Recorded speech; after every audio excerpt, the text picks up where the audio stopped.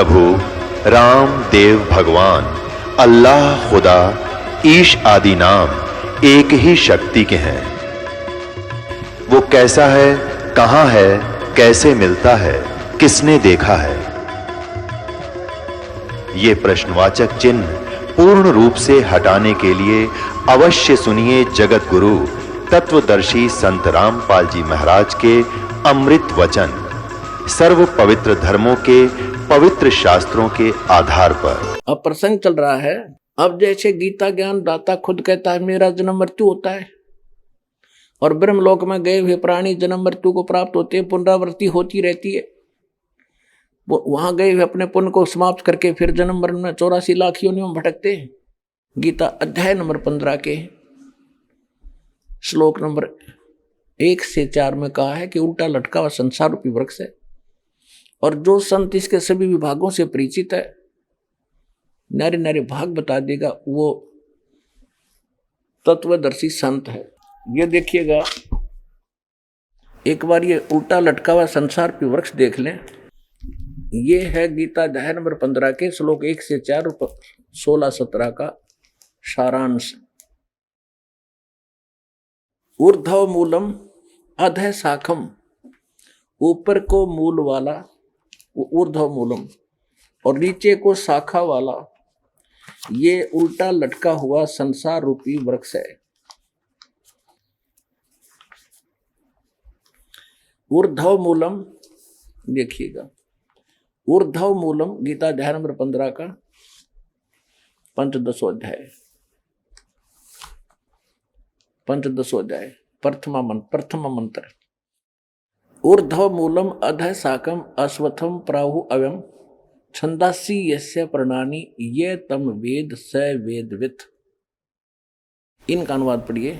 आदि पुरुष परमेश्वर रूप मूल वाले, यानी आदि पुरुष परमेश्वर पूर्ण परमात्मा तो समझो इसकी जड़ है। आदि मूल रूप परमेश्वर रूप मूल वाले आदि पूर्ण परमात्मा तो समझो परम अक्षर ब्रह्म है। ये परम अक्षर ब्रह्म है।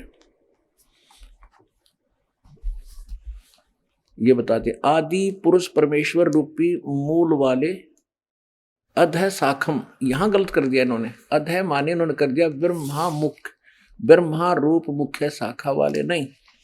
अब देखो इसमें दूसरे मंत्र में अधः 2 बार है। अधः अधः अधः च ऊर्ध्वम, ऊर्ध्व माने ऊपर, अधः माने नीचे। यहां देखना इनका इन्हीं का अनुवाद है। अधः माने नीचे, अधः माने नीचे। तो यहां जहां ये इनकी बुद्धि स्लप करगी अज्ञानियों की, अड़ंगा कर दिया, ब्रह्मा को मुख्य रूप बना दिया। मुख्य ऊर्ध्व मूलम अधः शाखम, ऊपर को जड़ नीचे को शाखा वाला। इसका सीधा सा अर्थ बनता है ये संसार रूपी पीपल के वृक्ष को अविनाशी कहते हैं, वेद जिसके पत्ते कहे गए हैं।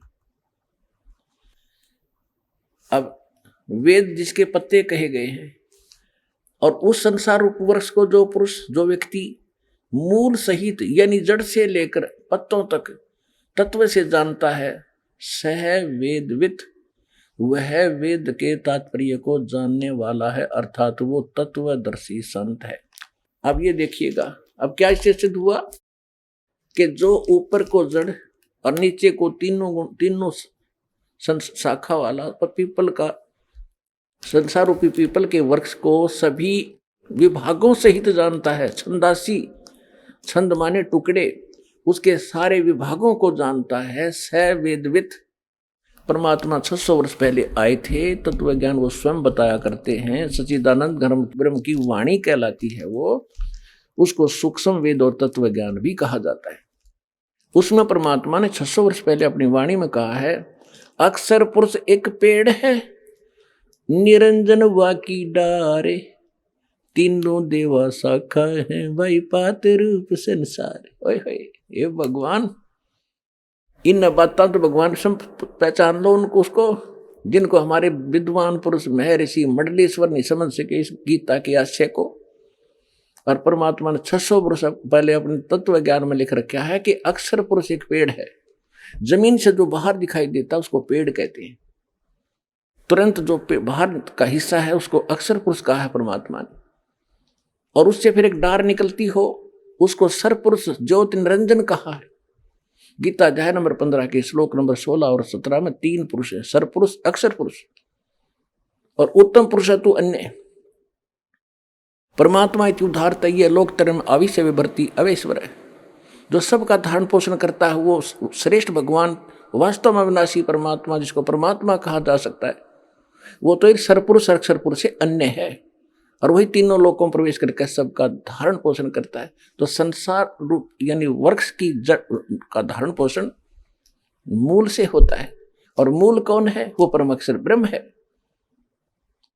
परमात्मा ने स्वयं बताया था अक्षर पुरुष एक पेड़ है और सरपुरुष वाकी डार, ज्योति निरंजन को सरपुरुष को, और तीनों देवा शाखा हैं, रजगुण ब्रह्मा, सतगुण विष्णु, तमगुण शिव जी और पात रूप संसार।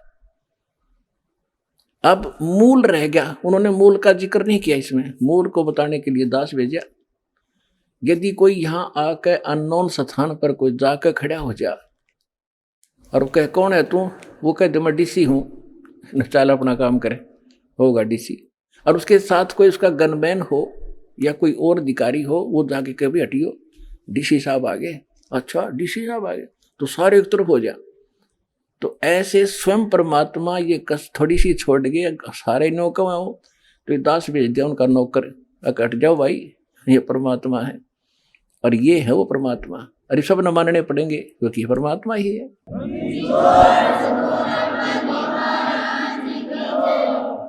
अब देखिएगा ये उल्टा लटका हुआ संसार रूपी वृक्ष, इसका पूरा चित्र देखो, ठीक है। अब यहां बताया परमात्मा ने, ये देखिएगा ये जमीन से बाहर जो दिखाई देता है ये हिस्सा, इसको कहा कि अक्षर पुरुष एक पेड़ है। ये तना तो अक्षर पुरुष है और सरपुरुष वाकी डार, ये ज्योति निरंजन काल, और तीनों देवा शाखा है बाई पाते रूप संसार। हम तो यहां पर हैं। अब कोई ये कहे कि ब्रह्मा विष्णु महेश का हमारी भक्ति से कोई लिंक नहीं है, ये महामूर्ख की बात होगी। अब जैसे हम कोई पौधा लाकर बीजते हैं आम का, तो परमात्मा ने ये नहीं कहा कि ब्रह्मा विष्णु महेश रिजेक्टेड हैं या इनका कोई अस्तित्व नहीं है, ये तो एक इस संसार रूपी पेड़ की शाखा है। अब जैसे परमात्मा ने ये बताया तुम साधना गलत कर रहे हो, तुम मूल को छोड़ के और टहनियों की तरफ से पौधा बो दिया तुमने, तुम साधना शास्त्र विरुद्ध कर रहे हैं, तुम पूजा तीनों देवताओं की कर रहे हो, ये गलत है। तुमने पूजा करनी चाहिए मूल भगवान की, मुख्य परमात्मा की, और वो शास्त्र अनुकूल आपके कर्म होंगे, फिर उनसे संस्कार बनेंगे। ब्रह्मा विष्णु महेश रूपी इस संसार रूपी वृक्ष की शाखा के पास जाएंगे, फिर उनसे आपको फल मिलेंगे। आप कैसे कर रहे थे, आपने करना कैसे चाहिए था। देखिए आप ऐसे कर रहे हैं। अब आप कोई पौधा लाए हो नर्सरी से तो उसको ऐसे बीजना चाहिए, ये प्रॉपर वे ऑफ प्लांटिंग है, ये बिल्कुल सही है। ये तरीका है कि मूल जड़ को जमीन में गड्ढा खोद कर उसको गाड़ो और उसकी पूजा करो, सिंचाई करो, तो यहां से आहार चलेगा तना में, सरपुरुष में, अक्षर पुरुष में, फिर सरपुरुष डार में, और ये ब्रह्मा विष्णु महेश यहाँ पर हैं, तो ये पेड़ बनेगा, बड़ा हो गया। तो इन ब्रह्मा विष्णु महेश के फल लगेंगे आम के, इन टहनियों के। और कोई ये कहे कि इस टहनियों को काट दो, हमने इनकी जरूरत नहीं, हम तो मूल की पूजा करेंगे, तो महामूर्ख होगा वो। परमात्मा ने कहा है तीनों देवा कमल दल बसे, ये ब्रह्मा विष्णु महेश, प्रथम इनकी वंदना फिर सुन सतगुरु उपदेश।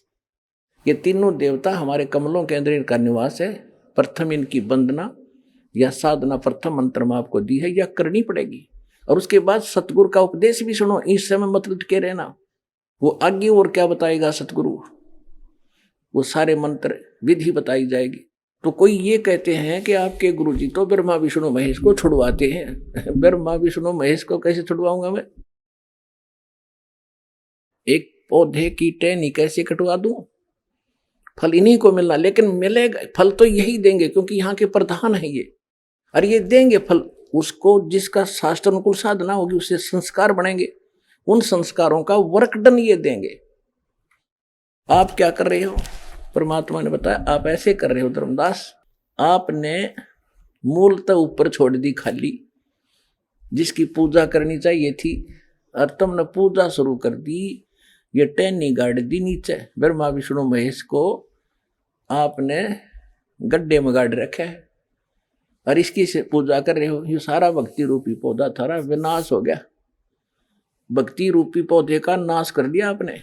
अब परमात्मा कहते हैं ऐसे शास्त्र अनुकूल साधना कीजिए। कबीर साहब कहते एक कैसा दे सब सदे और सब साध्य सब जावे, माली सींचे मूल को फले फूले गए। अब ये एक के साध्य सारे सदेंगे और सब साध्य हैं, ये देखो सब साध्य सब जावे, कति नाश कर दिया।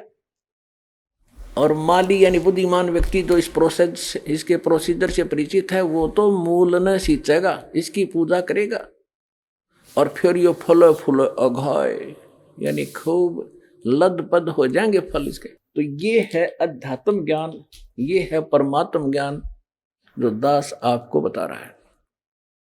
अब यहाँ गीता अध्याय नंबर 15 के श्लोक 1 से 4 का सारांश है, देखिएगा। अब गीता पुण्यात्मा आपके ईब समझ में आएगी गीता जी का सारांश क्या है। तू अदर है, आत्मा अमर है, तू क्या लेकर आया था, अर्जुन क्यों चिंता करता है, 4 लाइन लिख देते तो गीता जी का सार खाक सार था। ये सार तो ये है जो दास आपको बताने जा रहा है। अब गीता अध्याय नंबर 1 से 4 में आपको पढ़कर सुनाते हैं, क्योंकि इस पवित्र ग्रंथ का आप बहुत आदर भी करते रहे हो, इसका अध्ययन भी किया है। ये बता क्या रहा था, हम कर क्या रहे थे, वह भूल मिटेगी तब या 84 लाख की या हमारी बीमारी कटेगी। देखिएगा, ये तो हमने पढ़ लिया 15वें अध्याय का प्रथम मंत्र, आदि पुरुष परमेश्वर मूल वाले और नीचे को शाखा वाले, ऊपर ऊर्ध्व मूलम अधः शाखम। ऊर्ध्व बालक भी पढ़ देगा विष्णु अच्छी तरह, ये नडंगा कर रखा है, ये सही लिखा है। ऊपर तो आदि पुरुष परमेश्वर इन पूर्ण परमात्मा रूपी तो जड़ है, नीचे को शाखा है, तीनों गुण रूपी शाखा। यहाँ स्पष्ट होगा तीनों गुण, ये तीनों गुण रूपी शाखा है ये। और संसार रूपी वृक्ष अविनाशी कहते हैं, छंदासी जैसे प्रणानी, जो इसके पत्ते आदि छंद हैं, विभाग हैं, यह तम वेद जो उसको जानता है, अज्ञान रूप अंधकार में छुपे हुए को है वेदविद, वो तत्वदर्शी संत, इसका ये अर्थ है। अब दूसरे मंत्र में क्या कहा है देखिएगा, दूसरे 15वें अध्याय का, और ये दूसरा मंत्र है। इसमें क्या कि उस संसार रूपी वृक्ष की तीनों गुण रूप, यह अनुवाद गलत किया ना, विषय परवाला शाखा, तीनों गुण रूपी शाखा, अधः माने नीचे, ऊर्ध्व माने ऊपर, यो शाखाएं हैं ये तीनों, कोपल रूपी कोपलों वाली ये 3 शाखाएं समझो, ऊपर और नीचे, सर्वत्र नहीं। ऊपर ब्रह्मलोक में देखो, पृथ्वी लोक पर गीता जी का ज्ञान बोला जा रहा था, ऊपर स्वर्ग लोक है, नीचे पाताल लोक, इन तीनों पर ही इनका आधिपत्य है, ब्रह्मा जी, विष्णु जी और शिव जी का। ये देखो एक एक गुण, एक एक विभाग का ऊपर और नीचे फैली हुई है। मनुष्य लोक में कर्मा अनुबंधनी मूलानी है, कर्मों के अनुसार बांधने वाली भी ये तीनों गुण, रजगुण ब्रह्मा सतगुण विष्णु तम गुण शिव जी मुख्य कारण है, जड़ है इसकी। यानी ये संसार रूपी वृक्ष की जड़ नहीं, आपको कर्मानुसार यहाँ बांधने वाली ये मुख्य कारण है।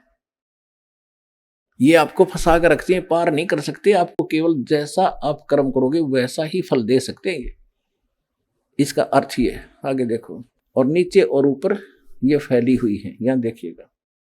तीसरे में क्या कहा कि संसार रूप वृक्ष का, संसार वृक्ष का स्वरूप जैसा कहा है वैसा यहां विचार काल में नहीं पाया जाता, क्योंकि न इसका आदि है और न इसका अंत है, और न इसका अच्छी प्रकार की इसकी स्थिति है। इसलिए इस सुविरुद्ध मूलम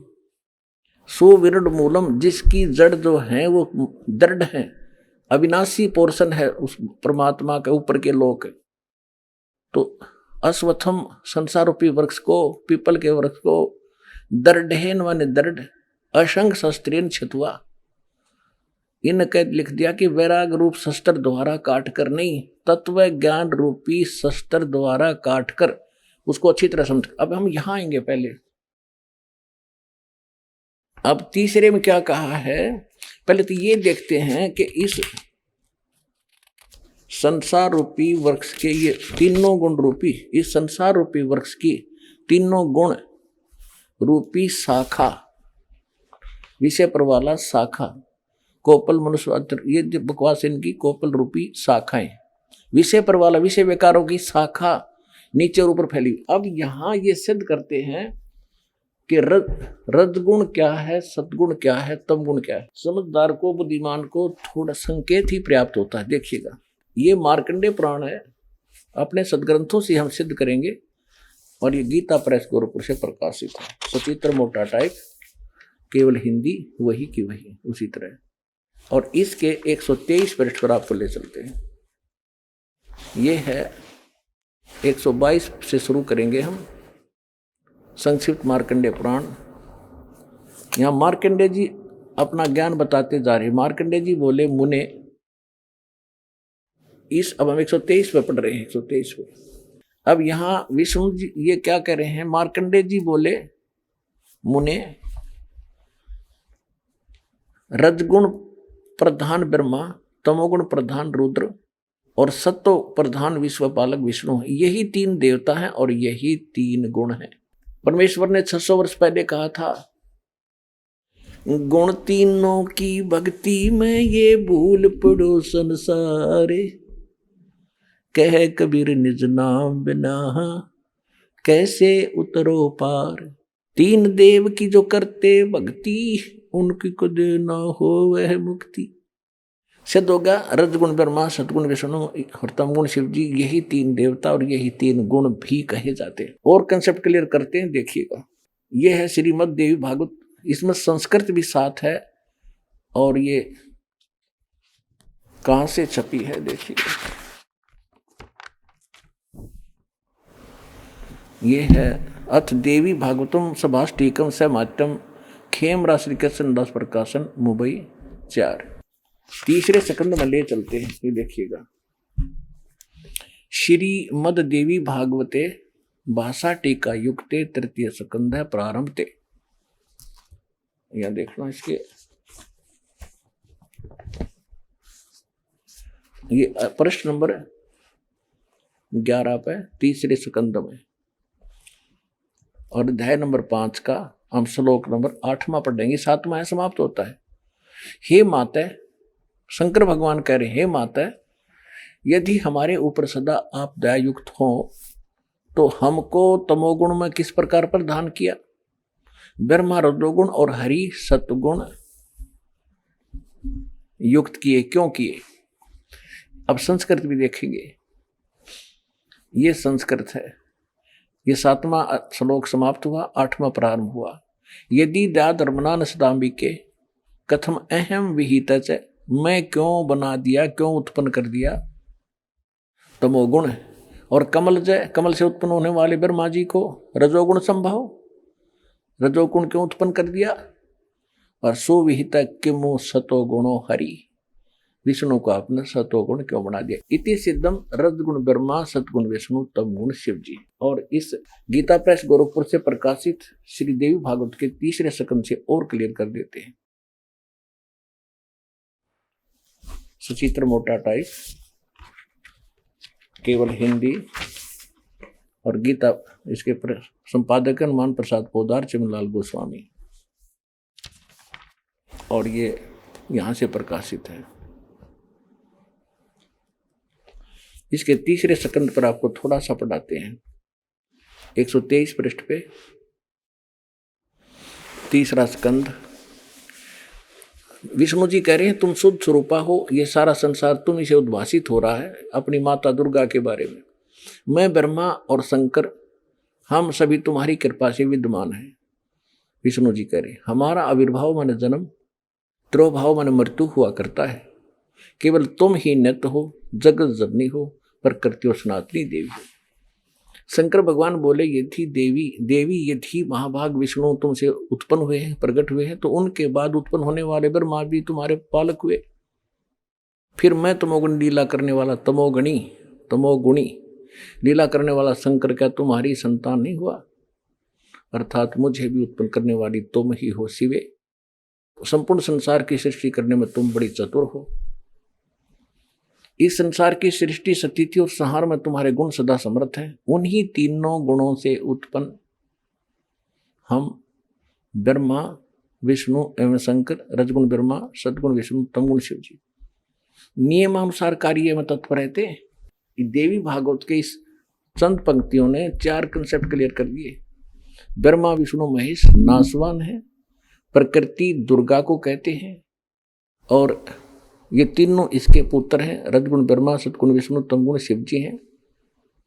और ये भी स्पष्ट कर दिया कि हम केवल जो हमें आदेश होता है नियमित ही काम कर सकते हैं, हम किसी का संस्कार घटा बढ़ा नहीं सकते।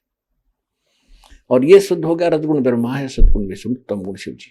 अब हम आते हैं कहाँ? इसी श्रीमद् भगवत गीता के अध्याय नंबर 15 के श्लोक नंबर 2 पर। इसमें लिखा है कि ये तीनों गुण रूपी संसार रूपी वृक्ष की शाखा, तीनों गुण यानी रजगुण ब्रह्मा, सदगुण विष्णु, तमगुण शिव जी। अरे परमात्मा ने 600 वर्ष बता रखा पहले। अक्षर पुरुष एक पेड़ है, सरपुरुष वाक की डार, और ये तीनों देवा शाखा है पात्र संसार। और ये गीता समर्थन कर रही है कोड वर्ड में। कोड वर्ड सतगुरु ही बता सकते हैं, किसी जीव के सत्र का काम नहीं। तो ये दास परमात्मा ने सतगुरु बना कर भेज रखे हैं, या परमात्मा ने बताया था। अब ये देखिएगा, अब हम आगे श्रीमद् भगवत गीता, ये वही गीता प्रेस गोरखपुर से प्रकाशित अध्याय नंबर 15 और श्लोक नंबर हमने पढ़ लिया। उर्दू मूल मध्य शाखम, ये सारा पढ़ लिया आपने, उसके पत्ते कहे गए हैं। और यहां आ गया है कि ये उस संसार रूपी वृक्ष की तीनों गुण यानी रजगुण ब्रह्मा, सदगुण विष्णु, तमगुण शिव जी, ये नहीं, ये गलत अनुवाद कर रखा ना। विषय पर वाला शाखा, संस्कृत पढ़ लो, शिक्षा का यही तो लाभ है। विषय पर वाला शाखा, विषय विकारों वाली शाखा है, रजगुण तमगुण समगुण ये विकार ही है, और नीचे और ऊपर फैली हुई, सर्वत्र नहीं है। मनुष्य लोक में कर्मानुबंधनी मूलानी, कर्मा के अनुसार बांधन की भी ये मुख्य कारण है। ये ब्रह्मा विष्णु महेशी, ये नीचे और ऊपर यानी स्वर्ग लोक और पाताल लोक में फैली हुई है। पृथ्वी लोक पर ज्ञान युग बोला जा रहा। अब तीसरे में क्या कहा है कि इस वृक्ष, संसार रूप वृक्ष का स्वरूप जैसा कहा है, यहां विचार काल में नहीं पाया जाता कि इसका आदि अंत नहीं। अब गीता ज्ञानदाता स्पष्ट कर रहा है कि जो गीता का ज्ञान मैं तुझे दे रहा हूं, यहाँ तेरे मेरे विचार विमर्श में, तेरे मेरे डिस्कशन में मैं क्लियर नहीं बता पाऊंगा सृष्टि रचना के बारे में, यानी संसार रूपी वृक्ष के बारे में मैं नहीं जानता। वो तो चौथे अध्याय के 34वें श्लोक मैंने स्पष्ट कर दिया, इसलिए कि वो कंप्लीट ज्ञान जो तत्व ज्ञान है वो भगवान बोलता है। चौथे अध्याय के 32वें श्लोक में स्वयं बताता है, और चौथे अध्याय के 34वें श्लोक में बताया कि वो तत्व ज्ञान जो भगवान खुद आकर बोलता है उसको तत्वदर्शी संत ही बताते हैं, उनसे पूछ। तो यहाँ भी स्पष्ट हो गया इससे कि मैं जो तुम्हें बताने जा रहा हूँ गीता का ज्ञान, मैं कंप्लीटली नहीं बता सकता, मैं नहीं बता पाऊंगा तुझे यहाँ गीता के डिस्कशन में, विचार विमर्श में। ये देखिएगा, इस संसार का जो स्वरूप कहा है यहाँ, वैसा यहाँ विचार काल में यानी तेरे मेरे गीता जी वाले इस विचार विमर्श में मैं नहीं बता पाऊंगा, मैं नहीं पाया जाता, क्योंकि न तो इसका आदि है न इसका अंत है, और न इसकी अच्छी प्रकार स्थिति है। अब इसको पता ही नहीं है तो आप स्थिति को नहीं, और इसलिए इस सुविरुद्ध मूलम अस्वथम अति दृढ़, इसको छोड़ दो, अति दृढ़ मूल वाले यानी संसार रूपी पीपल के वृक्ष को असंग शस्त्र, इन्होंने वैराग रूप शस्त्र बता दिया। नहीं, तत्व ज्ञान रूपी शस्त्र के द्वारा काटकर अच्छी तरह तत्व ज्ञान से समझकर। अब यहां सुविरुद्ध मूलम क्यों कहा कि इस परमात्मा की जो ऊपर का पोर्शन है, सतलोक, अलखलोक, अगमलोक, अकय लोक, अनामी लोक जिसको कहते हैं, जहां वो परमात्मा का जो स्थान है, जो मूल मालिक जहां रहता है, वो जड़ है सारे संसार की, जहां से सबकी उत्पत्ति हुई है, वो अविनाशी है। इसलिए कहा कि सुविरूढ़ मूलम, उस अविनाशी स्थान वाले भगवान की जानकारी दृढ़, दृढ़ माने अटल, जिसमें कोई मीन मेख ना, उस ज्ञान में, तत्व ज्ञान में। दृढ़, देखो, दृढ़ेन असंग शस्त्रेन छतवा, उस अटल तत्व ज्ञान रूपी शस्त्र द्वारा काट के, यानी अज्ञान रूप में, अज्ञान अंधकार में छुपी हुई इस गुत्थी को उस तत्व ज्ञान से समझकर, उसके पश्चात चौथा 15वें अध्याय का चौथा श्लोक देखिएगा। अब ये चौथा श्लोक है। उसके पश्चात यानी तत्वदर्शी संत मिल जा, तत्वदर्शी संत की प्राप्ति के उपरांत उस तत्व ज्ञान से को समझने के पश्चात परमेश्वर के उस परम पद की खोज करनी चाहिए, जहां जाने के बाद साधक फिर लौटकर संसार में कभी नहीं आता। और जिस परमेश्वर से इस संसार रूपी वृक्ष की प्रवृत्ति विस्तार को प्राप्त हुई है, यानी जिसने सौर्य ब्रह्मांडों की रचना की है, केवल उसकी भक्ति करो और की नहीं। अपना आत्मा बालक नहीं, आपने कंप्यूटर तक चलाने आगे, इंटरनेट चला ले बालक। ये तो एक सिंपल सा ज्ञान अपने भगवान का दिया हुआ, इसको बहुत आसानी से समझेंगे। इसलिए आपको विद्वान बना, ताकि आप कोड वर्ड भी समझ जाओ, दास के मुख से निकलते समझने लग जाएंगे, तो इंटेलिजेंट मानो हो गया आज, और हम परमात्मा को समझेंगे आसानी से। अब देखिएगा, तत्पश्चात यानी उसके पश्चात उस परम पद रूप परमेश्वर को खोजना चाहिए, जिसमें गए हुए पुरुष यानी साधक फिर लौटकर संसार में नहीं आते, और जिस परमेश्वर से पुरातन संसार वृक्ष की प्रवृत्ति विस्तार को प्राप्त हुई है, यानी जिसने संसार रूपी वृक्ष की रचना की है सब ब्रह्मांडों की, उसी आदि पुरुष नारायण की मैं शरण हूं। गीता ज्ञानदाता कह रहा है कि इस प्रकार निश्चय करके उस परमेश्वर का मनन और निधि ध्यान करना चाहिए। इससे क्या सिद्ध हो गया कि गीता ज्ञानदाता कहता है कि मेरी भक्ति भी छोड़ दे, केवल एक उसकी भक्ति, उसकी पूजा कर। परपते माने पूजा करना। अब देखो, आज का जो सत्संग है एक बहुत ही अनमोल सत्संग है, और लॉजिकल सत्संग आपको सुनने को मिल रहा है। इससे सब निर्णय होता जा रहा है कि जिनको हम भगवान मानते थे, वो भगवान कौन से थे, किस सत्र के थे, और जो ये कहा करते थे 18वें अध्याय के 62वें श्लोक में किसकी शरण में जाने को कहा है, 18वें श्लोक में अपने को, अपनी गति को अनुत्तम क्यों कहा है, ये कहते नहीं, भगवान अनुत्तम थोड़े कहते हैं, अति उत्तम कहा है। अनुत्तम का अर्थ अति उत्तम, श्रेष्ठ कर दिया, बैड का अर्थ गुड कर दिया, और व्रज का अर्थ जाना होता है आना कर रहे। कहते गुरु बिन काहू न पाया ज्ञाना, जो थोथा बुस छड़े मूड किसाना। गुरु बिन वेद पढ़ जो प्राणी, समझन सार रहे अज्ञानी। ये अज्ञानी थे सारे के सारे आज तक, गुरु मिला नहीं इनको। सतगुरु, गुरु तो शब्द पर्याप्त है, वैसे गुरु शब्द पर्याप्त है, टीचर अध्यापक, लेकिन ये नकली गणे हो गए, इसलिए सतगुरु कहना पड़ा।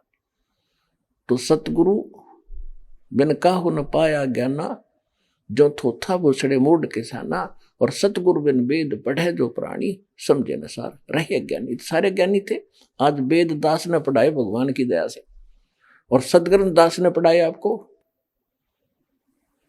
आज आपके उंगलियां पर करवा दिए या सब अध्याय और इनके शब्द। अब क्या है, ब्रह्मा जी, विष्णु जी कहते हैं मैं दुर्गा से ऊपर कोई देवता नहीं जानता। दुर्गा जी कहती है कि ब्रह्म की साधना करो, उसका ओम नाम है, ब्रह्मलोक में चले जाओगे, ब्रह्म की प्राप्ति होगी। ब्रह्म कहता है कि उस परमात्मा की भक्ति करो जिसने सारे ब्रह्मांडों की रचना की, और सब बातें छोड़ दो और किसी की पूजा मत करो, और उसकी कृपा से तो उस स्थान पर चला जाएगा जहां जाने के बाद फिर लौट कर नहीं आते संसार में। इसलिए गीता ज्ञानदाता अपनी साधना को, अपनी गति को अनुत्तम बताता है कि जन्म मृत्यु तेरी भी रहेगी और तुम मेरी भी रहेगी। और जब तक जन्म मृत्यु है तब तक परम शांति नहीं हो सकती। वो पूर्ण मोक्ष होगा, उस शाश्वत स्थान पर चले जाएंगे जो सदा रहता है, कभी नाश नहीं होता, जिसको परमेश्वर ने संत भाषा में सत्यलोक कहा है। सत्य माने अविनाशी, लोक माने स्थान। गीता अध्याय नंबर 18 के श्लोक नंबर 62 में उसको शाश्वतम स्थानम सतलोक, सत्य स्थान जिसका नाश कभी ना हो, अविनाशी स्थान, वहां चला जाएगा। अब आपको सुनाते हैं, क्योंकि प्रसंग चल रहा है कि तीनों गुण सिद्ध हो गए, रजगुण ब्रह्मा, सतगुण विष्णु, तम गुण शिव जी। और ये भी सिद्ध हो गया कि गीता ज्ञानदाता नासवान, इसकी जन्म मृत्यु होती है।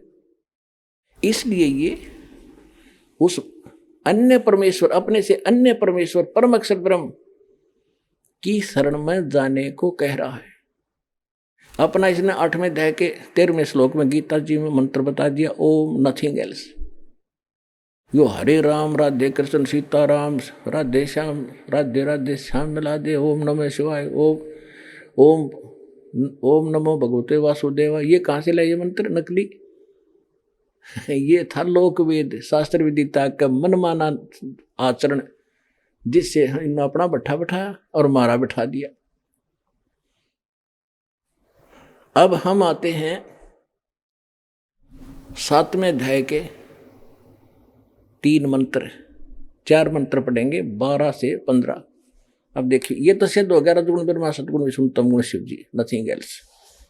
अब हम आते हैं 7वें अध्याय के 12, 13, 14। 2 मिनट में समझ में आ जाएगा।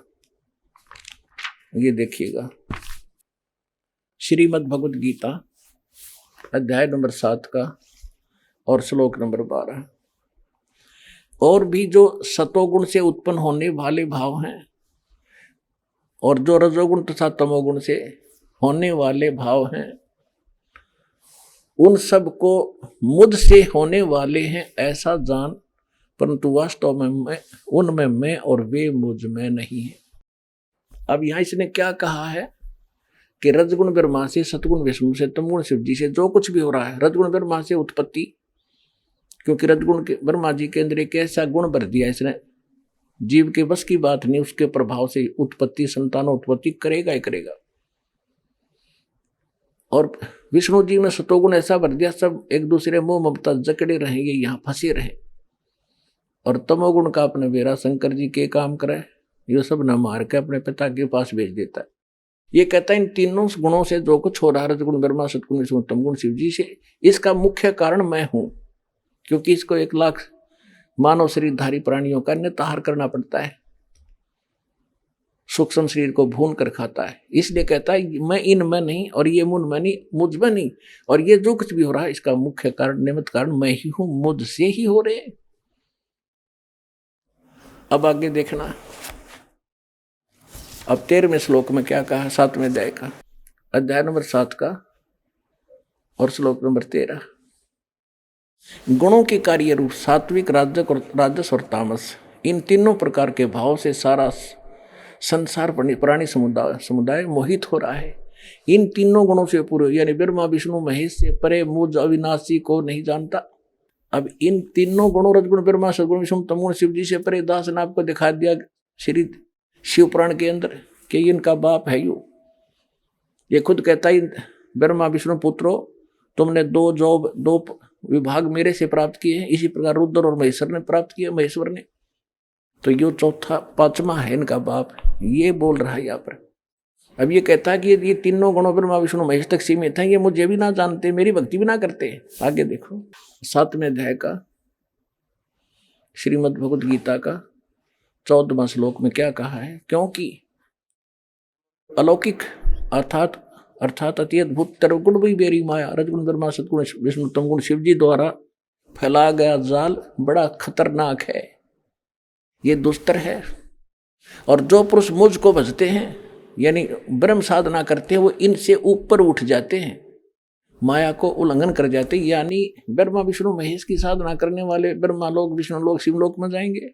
वो अक्षणिक, वो उनका कम समय होता है।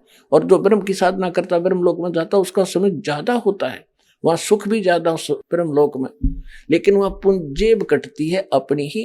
और पूंजी समाप्त होते ही, पुण्य खत्म होते ही फिर वापस 83 लाख योनियों में आना ही पड़ता है। तो ये तो इनका प्रोसेस है, ये कभी समाप्त नहीं हो सकता। और फिर इसलिए ये कह रहा है कि उस परमेश्वर की शरण में जा, जहां जाने के बाद फिर लौटकर संसार में कभी नहीं आते। तत्वदर्शी संत बताओगे, मैं नहीं जानता उस मेथड को, वो तरीका वो बताओगे, वो ज्ञान वो बताओगे। तो ये रामपाल दास है तत्वदर्शी संत, सारा दाना दाना गिनवा दिया।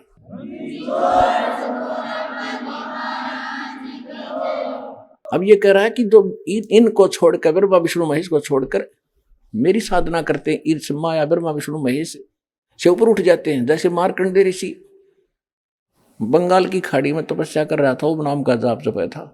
जब इंद्र उसके पास गया तो उसने यही कहा था कि इंद्र, ये इंद्र की पदवी छोड़ दे और अब मैं बताऊंगा साधना, ब्रह्मलोक की साधना कर ले।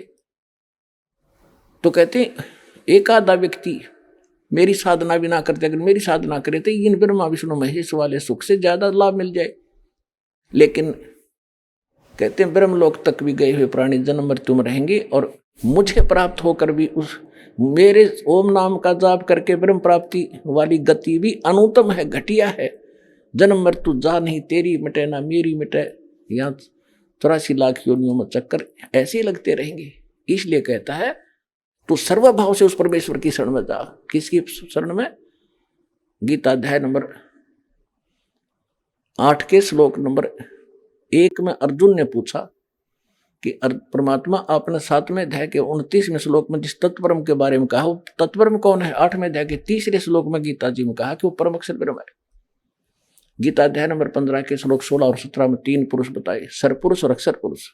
ये तो सरपुरुष 21 ब्रह्मांड का स्वामी, अक्षर पुरुष सातसंग ब्रह्मांड का स्वामी है। ये दोनों नासवान है, इनके अंतर्गत प्राणी भी जन्म मृत्यु में सदा रहते हैं। 17वें श्लोक में 15वें अध्याय के कहा गीता जी में कि उत्तम पुरुषत्व अन्य परमात्मा इति उदाहरते है। यह लोक धर्म अविषय विवर्ती अवैश्वर है, वो परम अक्षर ब्रह्म है, उसकी शरण में जा। अपना मंत्र 8वें अध्याय के 13वें श्लोक में बता दिया इसने, मेरा तो वो मंत्र है। 17वें अध्याय के 23वें श्लोक में बताया कि उस परम अक्षर ब्रह्म के पाने का 3 मंत्र का जाप है, ओम तत्सत। तत् और सत्य तत्वदर्शी संत बताओगे, ये तो सांकेतिक है। 8वें अध्याय के 5 और 7 श्लोक में गीता ज्ञानदाता अपनी भक्ति बताता है कि अर्जुन मेरी भक्ति कर, मुझे प्राप्त होगा, युद्ध भी कर और मेरा नाम भी जप। 8वें अध्याय के 8, 9, 10 मंत्र में बताया कि अर्जुन जो उस परमात्मा की भक्ति करते हैं, तत्ब्रह्म उस परम अक्षर ब्रह्म की भक्ति करते हैं, उस भक्ति की शक्ति से उस परमात्मा के पास चले जाते हैं। अब तू निर्णय कर ले किसकी भक्ति करनी है। तूने मेरे साथ रहना है तो मेरी भक्ति कर, और उस परमात्मा की भक्ति करनी है तो तत्वदर्शी संत खोज ले। और पुण्यात्मा थारा तो भाग जा गया, खोजा खाजा पा गया, अपना कल्याण करवा लिया। अब ये क्या कह रहा है कि अब देखो श्रीमद् भगवद गीता अध्याय नंबर 7 का हम श्लोक नंबर 14 पढ़ा है। क्योंकि यह अलौकिक अर्थात अति अद्भुत त्रिगुण में मेरी माया ब्रह्मा विष्णु महेश के द्वारा फैलाया हुआ जाल बड़ा खतरनाक है, दुस्तर है। जो पुरुष मुझको यानी ब्रह्म की साधना करते ये इनसे ऊपर उठ जाते हैं, तर जाते हैं। 15वें श्लोक में कहा कि माया के द्वारा जिनका ज्ञान हरा जा चुका है, जो ब्रह्मा विष्णु महेश से ऊपर किसी की जिसकी बुद्धि उठती नहीं, वहीं तक सीमित है जिनका ज्ञान वो असुर स्वभाव राक्षस स्वभाव को धारण किए हुए मनुष्यों में नीच और दूषित करने वाले मूढ़ लोग मूर्ख मुझको नहीं भजते। पुण्यात्माओं, ऐसा समय ये शीघ्र सी प्राप्त नहीं होता। देखो मीठी मीठी सर्दी है, परमात्मा ने अपने बच्चों के लिए सारी व्यवस्था कर रखी है, खाकर देसी घी का प्रसाद और ओढ़ कर रजाई बैठे ठाठ से। अब इसमें क्योंकि इतनी सुविधा आपको क्यों देता है दाता कि इस ज्ञान को गहराई से समझो। मुश्किल से दाव लगा है, इसमें थोड़ा समय भी लगाना पड़ेगा, आपने एक्स्ट्रा समय भी देना पड़ेगा। जैसे हम पहले 3-3 कैसेट लाया करते फिल्म की और 3-3 घंटे की, सांझ बैठ जाते, शाम को बनवाए जाते, 4 रुपये जाते, आँख पाड़े देखे जाते। अब 100 रुपये लाग रहे पूरे कराएंगे, खाक पूरे करे थे वो तो नाश करे थे अपने जीवन का। तो अब थोड़ा सा समय ज़्यादा लगे तो प्यार से सुनना। मान के अनमोल वचनों को, इस गीता की पढ़न मात्र से मोक्ष बताया करते, इसमें लिखे मात्र कराएंगे जब होगा मोक्ष तय। जो इसमें लिखा है ऐसे करेंगे तभी मोक्ष होगा, उसकी जानकारी आपको दी जा रही है कि इसमें ये लिखा है ऐसे करना चाहिए, 2 अक्षर की बात है, वह निर्णय। अब हम क्या बताया है, ब्रह्मा विष्णु महेश की पूजा करने साधना करने वालों को राक्षस स्वभाव का को धारण किया हुआ मनुष्यों में नीच बुरे कर्म करने वाला, दूषित कर्म करने वाला मूर्ख क्यों कहा, ये थोड़ा संक्षेप में बताएंगे। जैसे हिरण्यकशिपु ने ब्रह्मा जी की उपासना की थी, विष्णु जी का दुश्मन मानना था अपने आप में, और ब्राह्मण भगत था, ब्राह्मण था, लेकिन कर्म से राक्षस, कर्म से ब्राह्मण होता है। कहते हैं हिरण्याकुश छाती तड़वाई और ब्राह्मण बना और कर्म कसाई। ब्रह्मा जी की भक्ति करी, वरदान पा लिया, सुबह मरू ना शाम मरू, फलान मरू ना दकड़ मरू। अपने पुत्र प्रहलाद का दुश्मन हो गया, वो भगवान की भक्ति करता था, अंत में राक्षस कहलाया और कुत्ते वाली मौत मारा गया, पाड़ के फेंक दिया उसको पेट से। रजगुण का उपासक राक्षस कहलाया और कुत्ते वाली मौत मरा।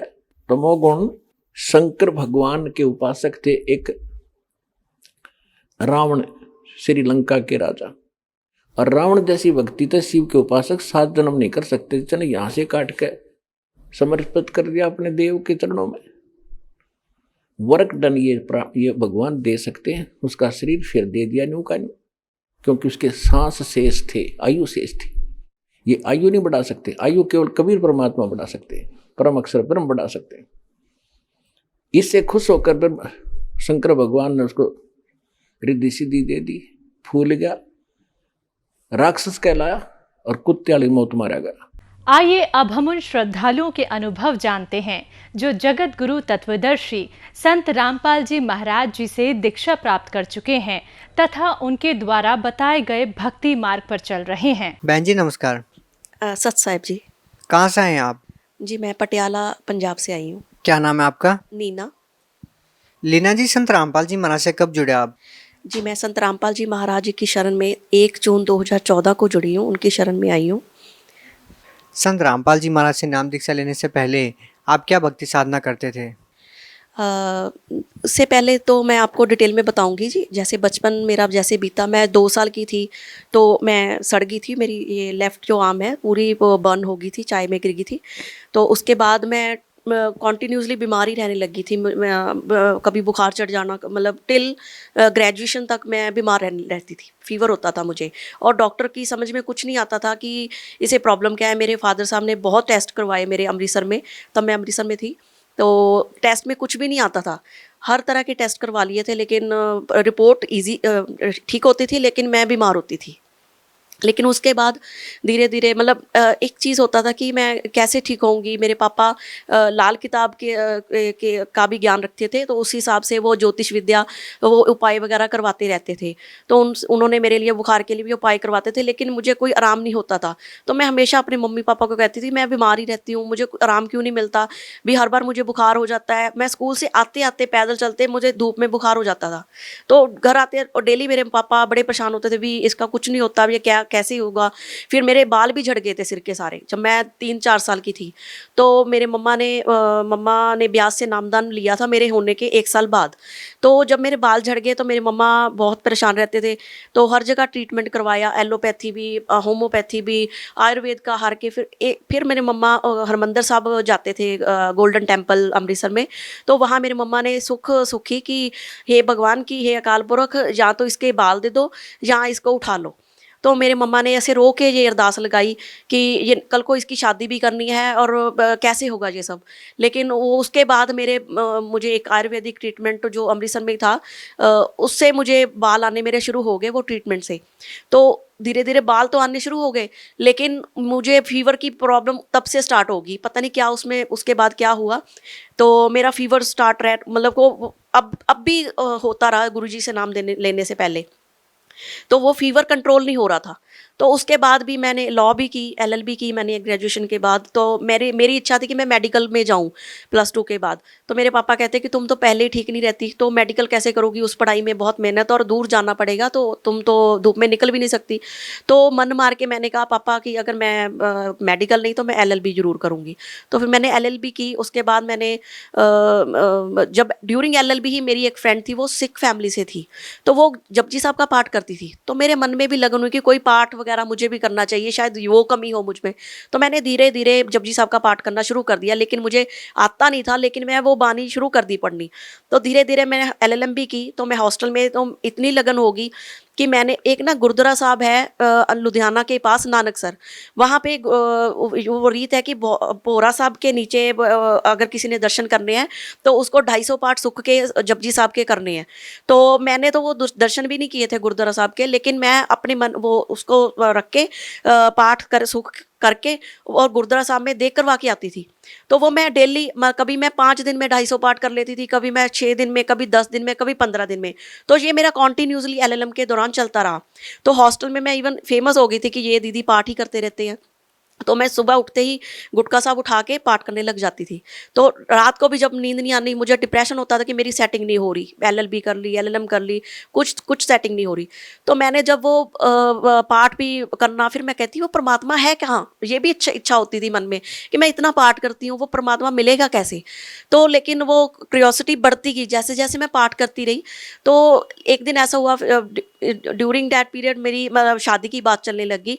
जब मेरी शादी हुई तो तब भी मैंने वो पार्ट अपने कंटिन्यूस रखे, लेकिन लाभ मुझे कुछ नहीं हो रहा था, उससे मुझे कोई लाभ नहीं हो रहा था। मेरी जो तबीयत, मैंने ये तो मुझे पता था, सिख धर्म से इन्वॉल्व होने के बाद ये पता था कि देही रोग ना लगे पल्ले सब कुछ पाए, नाम वो पावर है, नाम की दात। और ये भी पता था कि नानक दुखिया सब संसार सो सुखिया जो नाम आधार।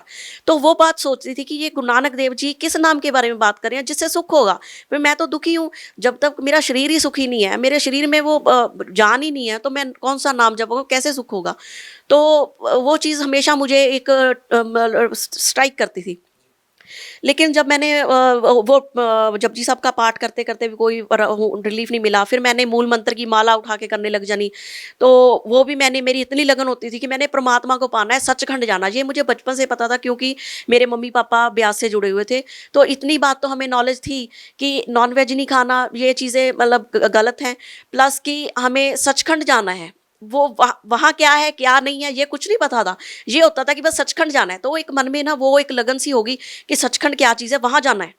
तो उस चीज़ को पाने के लिए मैंने जपजी साहब को इतना मतलब कि रटने लग गई, उसको पढ़ना, वो मुझे याद भी हो गया। तो मैं मूल मंत्र जो सिख धर्म में है उसकी मैं 7 मिनट में 108 मनके की माला कर लेती थी, और दिमाग में ऐसे हो जाता था कि मैंने सचखंड जाना है, बस ये मंत्र होके जाप करके मैं जाऊँगी। वो भी चलता रहा। उधर से मेरे हाथ में ज्ञान गंगा पुस्तक भी आ गई थी, मेरे पापा ने मुझे दी थी। तो मैंने उसको, उधर से मैंने PCS के पेपर भी दिए हुए थे। तो लेकिन उधर से मुझे निराशा मिल गई थी, 4-5 नंबर से मैं रह गई थी। तो मैं फिर डिप्रेशन में थी, मेरी सेटिंग नहीं हो रही। तो मैंने जब उधर से मैंने ज्ञान गंगा पुस्तक पढ़नी शुरू कर दी। उधर से मैंने सुखनी साहब का पाठ करती थी। तो जब मैंने सुखनी साहब का पाठ करना, तो मुझे ये होता था कि मैंने पाठ पढ़ना नहीं है, इसको समझना है। तो मैंने उसकी जो अष्टपदियाँ होती थी उसको पूरा डिटेल में धीरे धीरे आम जो एक सिख है वो आधे घंटे में इस पाठ को कर लेता है, लेकिन मैं 2.5 घंटे लगाती थी उस पाठ को पढ़ने के लिए, हर चीज़ समझ के। तो जब मैंने वो पाठ में ना वो चीज़ आती थी, ब्रह्म ज्ञानी के लक्षण, ब्रह्म ज्ञानी जाने, ब्रह्म ज्ञानी का मतलब वो सारी जो ब्रह्म ज्ञानी, उसके बाद एक पार ब्रह्म की बात करी हुई थी।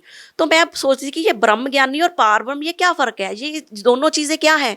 तो मन में बहुत सारे सवाल उठते थे कि पार ब्रह्म के बारे में अलग लिखा, ये क्या है, और ब्रह्म ज्ञानी की पूरी महिमा बताई हुई है। तो ये मैं संतों के बारे में बहुत सुना था, कोई ब्रह्मलीन संत लिखा हुआ है, किसी ने कोई ब्रह्म ज्ञानी संत लिखा हुआ है, कोई कहता है 1008 ब्रह्म ज्ञानी, मतलब इस तरह टाइप से सुना था, तो पता नहीं था। तो धीरे धीरे क्यूरियोसिटी बढ़ी। उधर से मैंने ज्ञान गंगा में गुरु जी का जो ज्ञान दिया हुआ है उसमें मैंने पढ़ लिया कि पार ब्रह्म और पर ब्रह्म में क्या फ़र्क है। तो जैसे जैसे सुखनी साहब में जो बातें लिखी वो मुझे सारी गुरु जी की ज्ञान गंगा पुस्तक पढ़ने से समझ आ गई। संत रामपाल जी महाराज की शरण में कैसे पहुंचे आप? हाँ जी, जब मैंने ये ज्ञान गंगा पुस्तक मैंने 1-2 महीने पढ़ी, 1-2 महीने से भी कम ही पढ़ी। पहले तो ये ज्ञान इतना मतलब डीप नॉलेज है, तो ऊपर से निकल रही थी कि मैंने इंटरनेट पे सर्च जरूर करती थी हर संत को लेके। तो मैंने संत रामपाल जी महाराज के बारे में इंटरनेट पे जाके पूरी सर्च करी थी और उधर से ज्ञान गंगा बुक भी पढ़ती थी। तो जब मैंने देखा कि ये जो ज्ञान दिया है ज्ञान गंगा पुस्तक में, तो उसमें क्योंकि मेरे इष्ट गुरु गुरु नानक देव जी थे, जब मैंने वो बात पढ़ी कि गुरु नानक देव जी ये नाम जाप करके सचखंड गए हैं, तो मेरे मन में तो पहले सचखंड जाने का था। तो अगर गुरु नानक देव जी ने ये नाम जाप किया है तो मैं भी सचखंड जरूर जाऊंगी। और मुझे लगा कि ये संत ऐसे हैं, क्योंकि मेरे माइंड में संतों के बारे में कुछ अच्छे विचार नहीं होते थे। मुझे होता था, मैं इवन मेरी सारी फैमिली ब्यास जाती थी, तो मैं मेरे हस्बैंड से कहती थी कि मैंने ब्यास नहीं जाना, चाहे जो मर्जी हो जाए, गुरु जरूर बनाना है। और गुरु किसको बनाए, हम ये डिस्कशन करते थे भी गुरु बनाना तो बहुत जरूरी है, कहते गुरु के बिना नहीं जाना चाहिए। तो गुरु किसको बनाए, मैं ये कहती थी कि गुरु तो मैं देख के बनाऊंगी, पूरा उसको पहले देखूंगी जानूंगी, उसके बाद ऐसे नहीं देखा देखी मैंने किसी को गुरु नहीं बनाना। जैसे लोग ब्यास के लिए भेड़ चाल चली हुई है कि ब्यास जाओ नाम ले आओ, बस उससे आके कुछ नहीं। तो ये चीज एक थी कि ब्यास नहीं जाना, और बाकी संत मुझे पसंद नहीं थे। तो एक था कि मैं पहले जाके देखूंगी। तो मैंने जब ज्ञान गंगा पढ़ी तो मैंने कहा ये संत ने मतलब बहुत अच्छी नॉलेज दी है। सतगुरु रामपाल जी महाराज जी की मैंने जो नॉलेज पढ़ी, भी इन्होंने बताया हुआ है कि जो नॉलेज है ग्रंथों से निकाल के ये नाम बता दिया। तो मैंने कहा भी ऐसे संत मैंने देखे ही नहीं है, ना मेरे कभी सुना है। हजारों संतों के बारे में सुनते हैं, कोई आशुतोष, कोई कुछ मतलब मुझे तो नाम भी याद नहीं। तो मैंने जब ये मैंने इन संतों के दर्शन जरूर करने हैं, क्योंकि मन में एक अभिलाषा दर्शन की शुरू हो गई थी। तो मैंने कहा भी एक बार जरूर जाना। इतने संतों के पास, इतने ज्योतिषियों के पास में भटक चुकी थी। तो मैंने अपने हस्बैंड को बोला कि ये लास्ट टाइम है, अब आज के बाद मैं फिर कहीं नहीं जाने को बोलूंगी, ना किसी ज्योतिषी के पास की, ना किसी सब बाबा के पास, ना किसी संत के पास, ये लास्ट मौका है। तो कहते कि चलो देखते हैं, भी तुम तो हर बार ही ऐसे कह देती हो। मैं कहा नहीं, इस बार फाइनल है, अब नहीं जाएंगे कहीं। तो उधर से मैंने दिल्ली जुडिशरी का एग्जाम भरा हुआ था 1 जून 2014 को। जब मैंने वो एग्जाम भरा था तो मेरी तैयारी तो नहीं थी, क्योंकि मैं डिप्रेशन में थी पहले ही, मुझे नींद नहीं आती थी, रात भर जागती रहती थी। तो जब मेरे हस्बैंड ने बोला कि नहीं पेपर तो देना है, जो मर्जी हो जाए पेपर देने जाना है, तो मैंने कहा अगर जाना है ना तो बरवाला आश्रम लिखा है, तो वही पंचकुला के पास है, तो हम वहाँ भी चले जाएंगे, या तो जाने पेपर से पहले या बाद में। तो फिर प्रोग्राम बन गया कि हाँ हमने जाना है। तो पेपर में जब मैंने 1 जून 2014 को पेपर में बैठी, पेपर दे रही थी दिल्ली में, तो मेरा ध्यान पेपर में बिल्कुल भी नहीं था। मेरा था कि मैं संतों के दर्शन, संत के दर्शन, सतगुरु रामपाल जी महाराज जी के दर्शन करने हैं, जो बरवाला जिला हिसार में है। तो वो मुझे पहले क्लियर हो चुका था, वो हिसार में है, पहले मैं पंचकुला समझती थी। तो जब पेपर में मेरा मन नहीं लग रहा था कि फटाफट पेपर खत्म हो और मैं पहुंच जाऊं सतलोक आश्रम। तो जब मेरा पेपर खत्म हुआ उसके बाद हम शाम को 6 साढ़े 6 बजे पहुंच गए आश्रम, सतलोक आश्रम बरवाला। तो वहाँ पे जाके मैं दर्शनों की इच्छा लेके ही गई थी। मैंने नाम का लेने का सोचा भी नहीं था, क्योंकि मुझे था कि अभी कौन सी इतनी उम्र हुई है, अभी चलो थोड़ा पहले देख लूँगी, पहले मैं वेरीफाई कर लूँ सारा कुछ, फिर उसके बाद ही नाम के बारे में सोचूंगी। तो लेकिन वहाँ 10 मिनट मुझे 10 मिनट लगे, क्योंकि मैंने ज्ञान तो सुना, सारा समझा हुआ था। तो मैं दर्शनों के लिए जब लाइन में लगी तो मुझे मन में उमंग थी कि मैं उस परमात्मा के, उस गुरु की ओट में जा रही हूँ, जो मैं इतने सालों से ढूंढ रही थी। वो एक शक्ति कहाँ पे है, वो एक नाम जो मुझे मिलेगा, वो गुरु मेरा गुरु ये बड़ी मतलब मन में उमंग थी कि मेरा गुरु बन गया। जिस चीज़ के लिए मैं इतनी खुश थी, ढूंढती थी कि वो एक ताकत कहाँ पे है, काल पुरख कहाँ पे है, उसको मेरे दुख नहीं दिखते। मैं हमेशा रो के पुकार लगाती थी। मुझे अब हंसी आती है, तब तो मैं बहुत रोती थी, रो के कहती थी कि हे काल पुरख तुम्हें मेरे दुख नहीं दिखते, कि मैं इतनी दुखी हूँ, तो मैं आपको हमेशा रो के पुकार लगाती हूँ, रोती हूँ, इतनी तड़पती हूँ, तो आप कहाँ पे हो। तो उस दिन वो उमंग थी, जो खुशी थी, वो मेरे चेहरे पे झलक रही थी पूरी। और संत रामपाल जी महाराज जी के जब मैंने दर्शन किए तो गुरुजी भी बहुत खुश हुए, इवन जितनी भी संगत थी वो सब हैरान हो गए, कहते कि गुरुजी तो आपसे मिलके बहुत खुश हुए।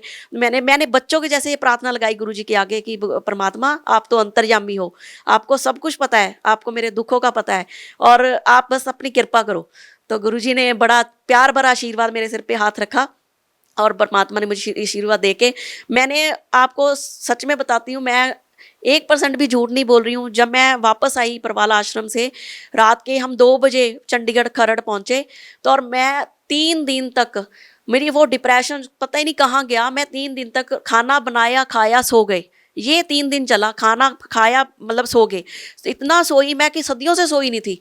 सोने के बाद फिर 3 दिन बाद मैंने वो सारा जो गुरुजी ने हमें नित्य नियम रमैनी सारा कुछ जो भी डेली रूटीन का जो पार्ट दिया था वो सारा शुरू किया, और विद इन 1 वीक ही मुझे उसका इफेक्ट पता चल गया, और मैं इतनी खुश रहने लगी भी मैं उस सतगुरु की शरण में आ गई हूँ, जो सतगुरु हमें सब सुख दे सकता है। संत रामपाल जी महाराज से नाम दीक्षा लेने के बाद आपको क्या लाभ मिले? सबसे पहला लाभ तो यही है कि मोक्ष का रास्ता मिल गया, वो तो हमारा फर्स्ट लाभ तो यही है।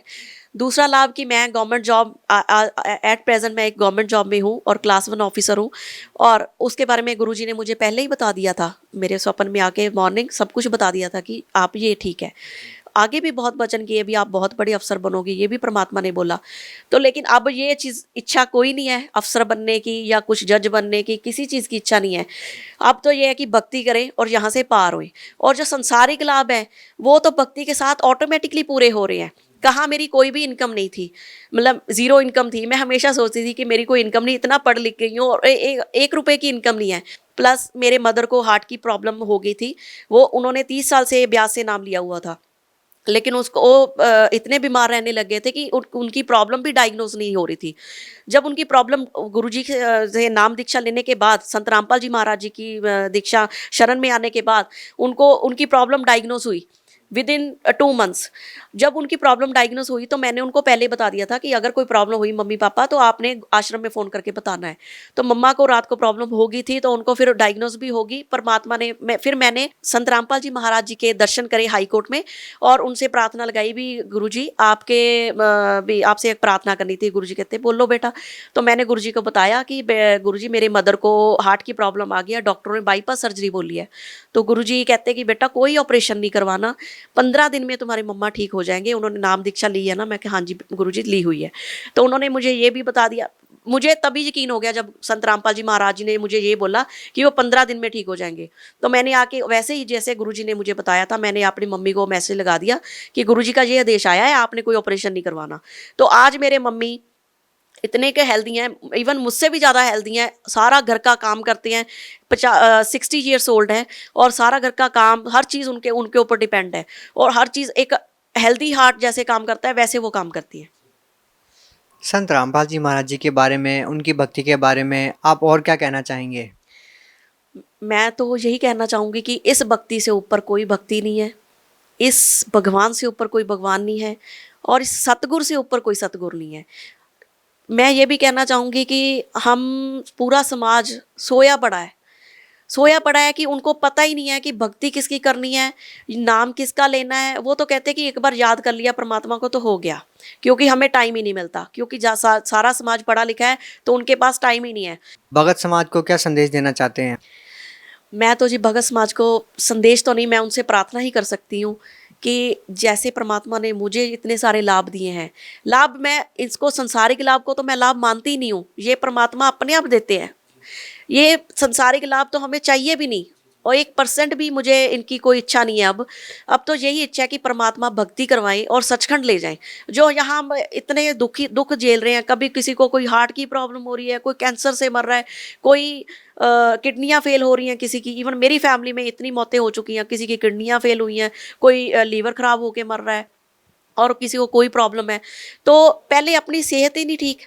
सारे समाज में मैं खुद सबको क्वेश्चन करती हूँ कि हर एक बंदा दवाइयों के ऊपर डिपेंड है, हर एक पर्सन दवाइयाँ ले रहा है, सुबह से लेकर शाम तक उसका दवाइयों वाला बैग साथ में होता है। तो लेकिन हमें वो नाम जाप करना चाहिए जिससे ये दवाइयाँ छूटेंगी।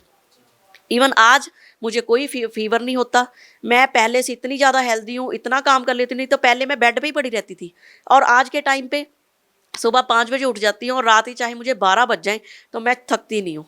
वो नाम की पावर मेरे साथ होती है, तो मुझे कोई थकावट नहीं होती। बहुत बहुत धन्यवाद सत साहिब जी।